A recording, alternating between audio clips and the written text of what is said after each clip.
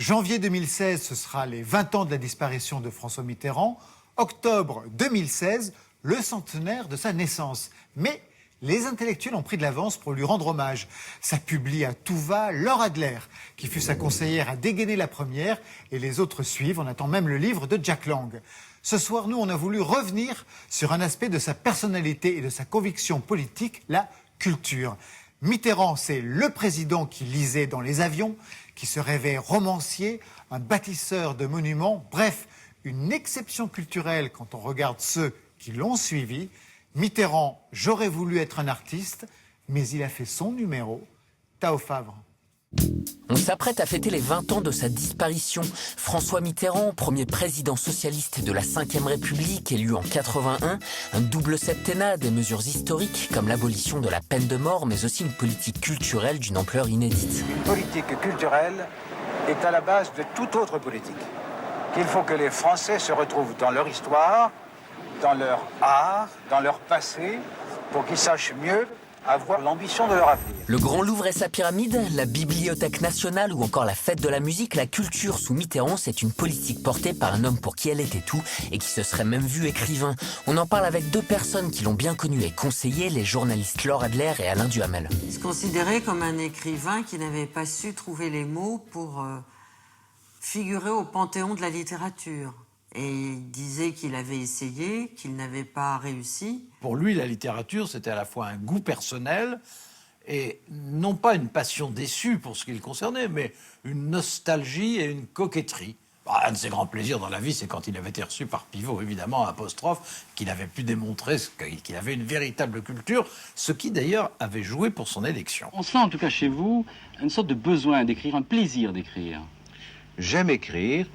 Je pense que si je n'avais pas été absorbé par ma vie politique, j'aurais aimé consacrer une partie de ma vie à construire une œuvre littéraire.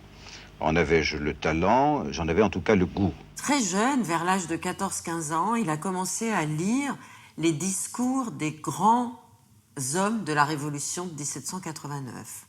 Et il connaissait par cœur nombre de discours, que ce soit celui de Robespierre, celui de Saint-Just, etc. Et très vite, de l'amour de cette révolution, il en a conçu un amour pour toute la rhétorique politique qu'il possédait parfaitement. Il a utilisé l'écriture comme une arme politique. Pour lui, la littérature et l'histoire, ce sont deux armes qu'il utilise en permanence. En 81, Mitterrand nomme Jack Lang ministre de la Culture. Très complices, les deux hommes entreprennent une série de réformes. Développement de l'audiovisuel et des radios libres, prix unique du livre, politique liée à la rémunération des auteurs. En 10 ans, le budget de la culture est multiplié par 5. Dans la Ve République, il y a eu, en tout et pour tout, deux politiques culturelles. Il y a eu la politique culturelle de Malraux sous le général de Gaulle, et puis il y a eu la politique culturelle de François Mitterrand. Il est celui qui, d'abord, financièrement, a poussé les choses le plus loin qu'il pouvait, mais il était celui qui, avec Jack Lang, je pense notamment au livre et au cinéma, a mis sur pied un système spécifiquement français qui a évidemment sauvé le cinéma et considérablement aidé le livre. Passionné par l'architecture, dès le début de sa mandature, Mitterrand entreprend une politique de grands travaux.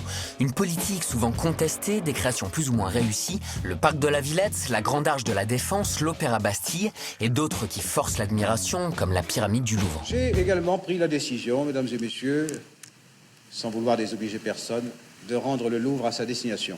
Il avait un intérêt réel pour les monuments, et puis il y avait le fait qu'il voulait laisser une trace, et que ce soit aussi, si j'ose dire, son Paris capitale du mitterrandisme. Mais alors, quand on en parlait avec lui, c'était une vraie passion. Un jour, j'ai eu le malheur de lui dire que je n'aimais pas beaucoup l'apparence extérieure de l'Opéra Bastille et que j'aimais encore moins celle de Bercy. On a failli se fâcher jusqu'à la fin de notre vie. Il prenait vraiment ça totalement à cœur. C'était dingue comme passion. Et maintenant, bon, il avait coutume de nous dire, quand un président meurt, il n'en reste plus rien, ou en tout cas pas grand-chose.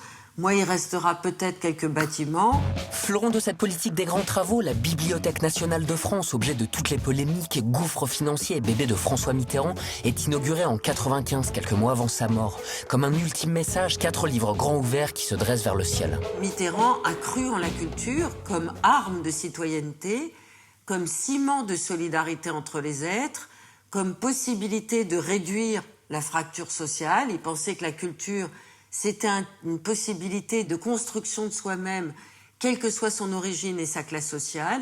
Donc la culture, c'était pour tous, mais c'était pas Paris seulement, c'était le peuple français.